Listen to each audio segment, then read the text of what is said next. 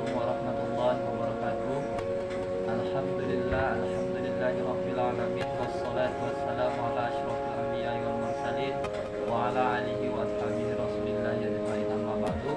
Puji syukur atas kehadirat Allah Subhanahu wa taala yang mana pada hari ini kita masih diberikan kesempatan, keselamatan, kesehatan sehingga kita masih dapat menjalankan aktivitas kita dalam kehidupan sehari-hari.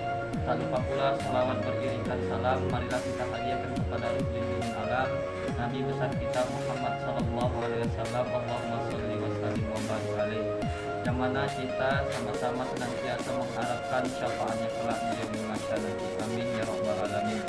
Di sini kami dari kelompok 3 ingin menjelaskan referensi paragraf dan paragraf. Untuk itu, sebelum masuk ke materi, saya ingin memperkenalkan nama-nama kelompok saya terlebih dahulu. Yang pertama saya sendiri, Abdul Muharib Arahab. Yang kedua Rahmat Rizki. Yang ketiga Puja Pertiwi. Yang keempat Hadat Ramadan. Yang kelima Fitri Fadilah. Nah, untuk itu langsung saja saya jelaskan yang pertama, yaitu referensi. Referensi adalah suatu informasi yang dapat dijadikan sebagai rujukan atau sumber acuan untuk mempertegas suatu pernyataan yang disampaikan. Sedangkan menurut pendapat lain, referensi adalah sesuatu yang digunakan oleh pemberi informasi untuk mendukung atau memperkuat pernyataan. Di dalam referensi memiliki beberapa sumber. Yang pertama yaitu sumber buku, sumber jurnal, sumber surat kabar, dan sumber internet. Nah, untuk itu kami menggunakan sumber internet. Untuk menjelaskan paragraf dan selanjutnya akan saya berikan kepada kawan-kawan saya. Assalamualaikum warahmatullahi wabarakatuh. Saya akan melanjutkan pengertian paragraf, fungsi, ciri, jenis-jenis paragraf, dan penjelasannya. Pengertian paragraf adalah kumpulan kalimat yang biasanya mempunyai satu ide dan cara penulisannya sedikit menjorok ke bagian dalam atau menggunakan garis baru. Nama lain dari paragraf adalah yaitu alinea.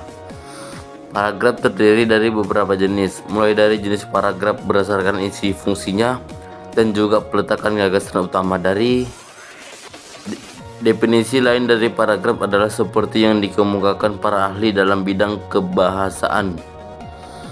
Paragraf adalah bagian dari suatu karangan yang terdiri atas sejumlah kalimat yang mengungkapkan satuan informasi dengan ide pokok sebagian pengendaliannya. Paragraf adalah serangkaian kalimat yang saling bertalian untuk membuat sebuah ide atau gagasan baru. Paragraf merupakan sekelompok kalimat yang saling berhubungan dan bersama menjelaskan satu unit pokok pikiran. Dapat disimpulkan bahwa pengertian paragraf adalah suatu kumpulan kalimat yang saling berhubungan dengan membentuk sebuah ide atau gagasan baru.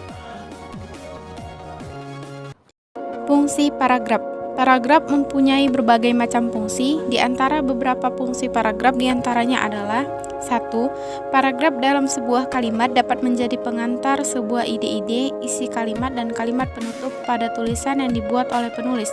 2. Mencurahkan suatu perasaan dan pemikiran penulis dalam sebuah karya atau kalimat dalam bentuk tulisan yang dibuat secara logis dan dapat diterima oleh pembaca. 3. Paragraf dapat membantu pembaca untuk memahami segala sesuatu mengenai isi dan topik dalam sebuah tulisan.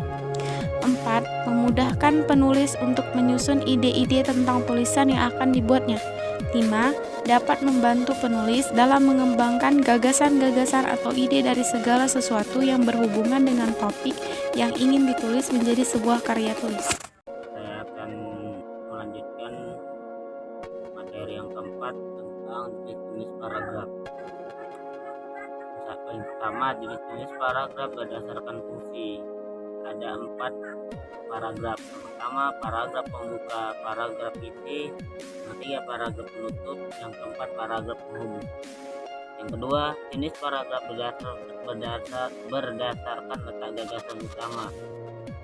Ada 4 jenis, yaitu paragraf deduktif, paragraf induktif, paragraf generatif. Yang keempat paragraf temporal. Baik, materi selanjutnya akan disampaikan oleh Fitri Fadilah. 1. Pada kalimat pertama atau utama, paragraf harus masuk agak ke dalam dengan beberapa ketukan spasi. Ketukan spasi dalam paragraf sekitar 5 ketukan. Biasanya ketukan kelima spasi ini digunakan untuk jenis kalimat atau karangan yang biasa. 2. Paragraf biasanya digunakan sebagai pikiran utama dalam sebuah kalimat atau topik yang telah ditentukan oleh penulis. 3. Kalimat topik dan kalimat pengembang dalam paragraf memiliki fungsi dalam penulisan di mana fungsi tersebut dapat menjelaskan atau menerangkan pikiran utama dari penulis dalam menuliskan sebuah karya atau karangan dalam sebuah kalimat topik. 4. Selain itu, pada poin keempat paragraf juga memakai sebuah kalimat penjelas dalam tulisan di mana kalimat penjelas tersebut berisikan tentang kedetailan dari kalimat topik. Paragraf memang bukan kumpulan dari kalimat topik, tetapi paragraf di sini berisi beberapa kalimat penjelas dan hanya satu kalimat topik. Contoh paragraf deduktif. Tenaga kerja yang diperlukan dalam persaingan bebas adalah tenaga kerja yang mempunyai etos kerja tinggi, yaitu tenaga yang pandai, terampil, dan berkepribadian. Tenaga kerja yang pandai adalah tenaga kerja yang mempunyai kemampuan akademis memadai sesuai disiplin ilmu tertentu. Terampil artinya mampu menerapkan kemampuan akademis yang dimiliki disertai kemampuan pendukung yang sesuai untuk diterapkan agar diperoleh hasil maksimal. Sementara itu, tenaga kerja yang berkepribadian adalah tenaga kerja yang mempunyai sikap loyal, disiplin, dan jujur. Penjelasan, gagasan utamanya terletak pada baris dan kalimat pertama paragraf, yaitu tenaga kerja yang diperlukan dalam persaingan bebas adalah tenaga kerja yang mempunyai.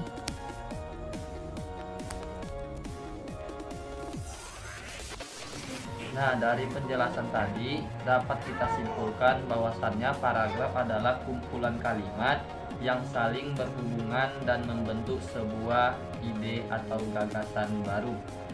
Nah, untuk itu maka itulah penjelasan kami mengenai paragraf dan referensi paragraf. Barangkali inilah yang bisa kami jelaskan dan bisa kami sampaikan, mudah-mudahan bermanfaat bagi kami dan para pendengar.